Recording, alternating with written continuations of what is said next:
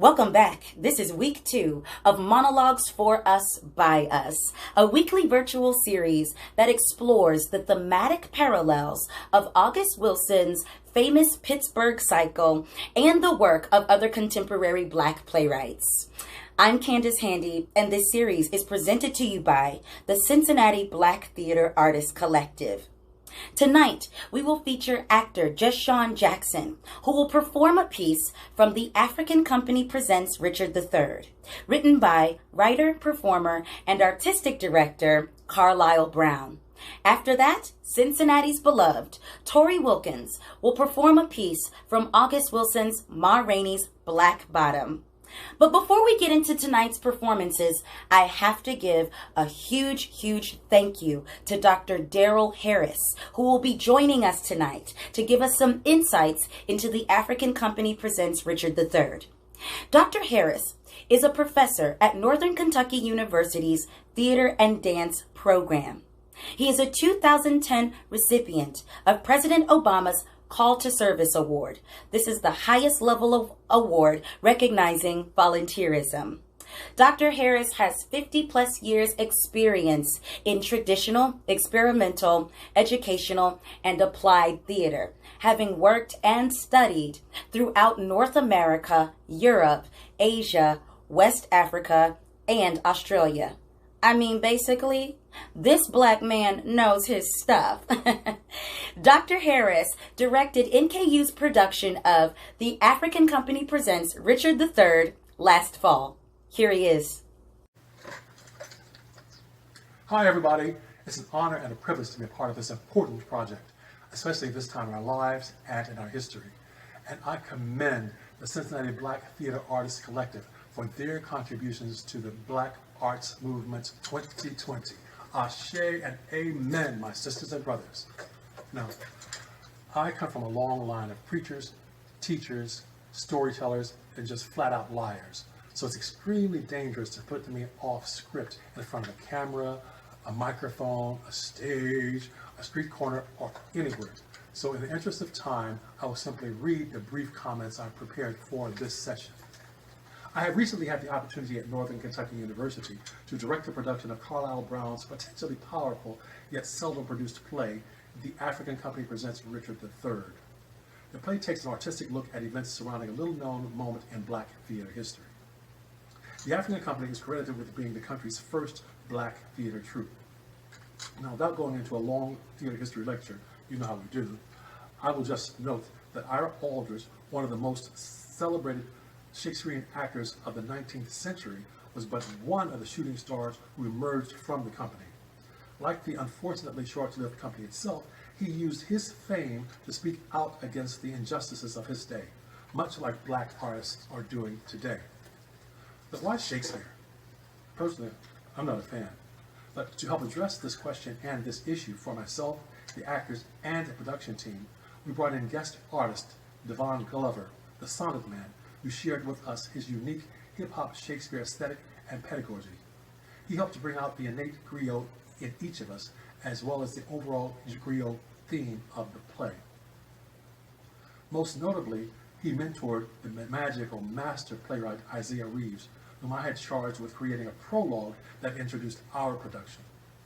Isaiah's spirit-filled words and beats brought us from the shores of Africa, across the Middle Passage, up on the auction block, into the plantation fields, and then onto the stage at the African Company, where the play itself began. Later in this session, the brilliant young quadruple threat Jeshawn Jackson will bring to life one of the complex themes of the production.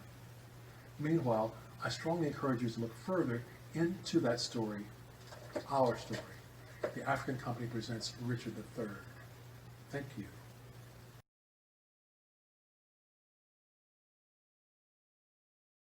And what's the matter with acting? Color folk act all the time. You and Sarah pretend you are made you and play mother to other people's children. We all charade the great role of the happy, obedient Negroes advancing. What is that if it ain't acting? I remember the whole time I was working as George Cook's manservant and his dresser. He couldn't tell if I was playing a part or not. Because as great as an actor as he was, he performed night to night while we perform all the time. I remember this one night that old fool was playing King Lear. He didn't like Lear, could play him a villain, but it shook him in his bones to put on Lear's robe. We were standing in the wings waiting on his cue, and he looks to me and he said, "Hewlett, you are a Negro. What is it like for you to suffer?" And quick to my mind comes what I really want to tell him, but instead I said, "Well, sir, we feel like we've been doing so much with so little for so long that we can do anything with nothing." And he looked at me, and he thought about it for a while, and he laughed. "Hewlett, it's a damn shame they won't allow you out there on the stage with me. You can play Lear's fool. You'll be perfect for that part." And I knew that he knew that that was me out there underneath Lear's robe, while he bowed to applause for a Lear that he could never again be. A Lear that tore the house down.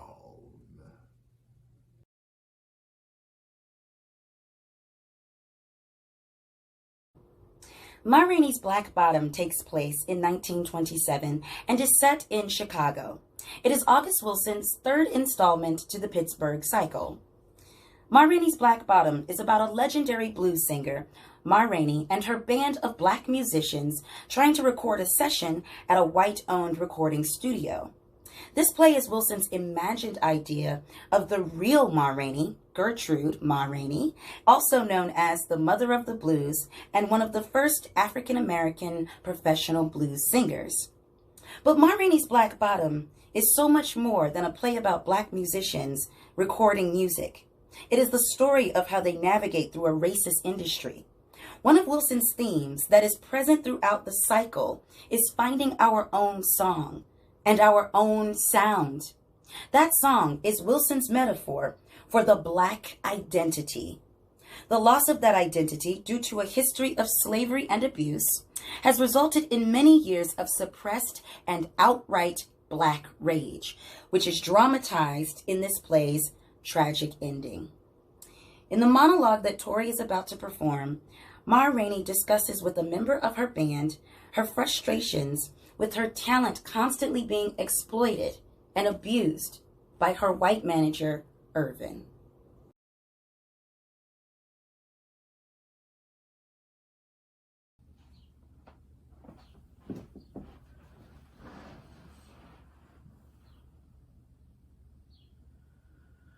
I've been doing this a long time, ever since I was a little girl. I don't care what nobody else do. That's what gets me so mad with Irvin.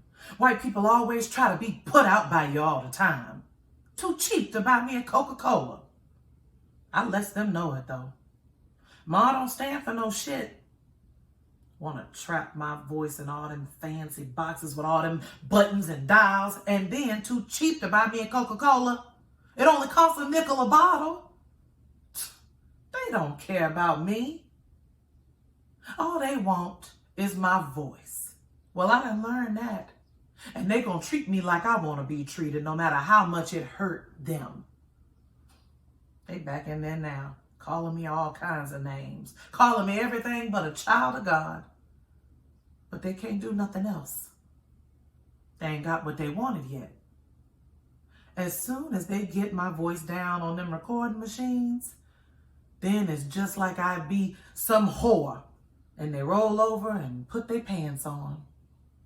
Ain't got no use for me then. I know what I'm talking about. You watch. Irv right along with the rest of them. He don't care nothing about me neither.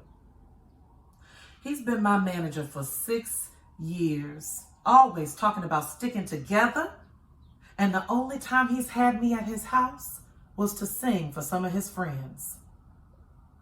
If you're calling and you can make him some money, you're all right with him. Otherwise, you just a dog in the alley.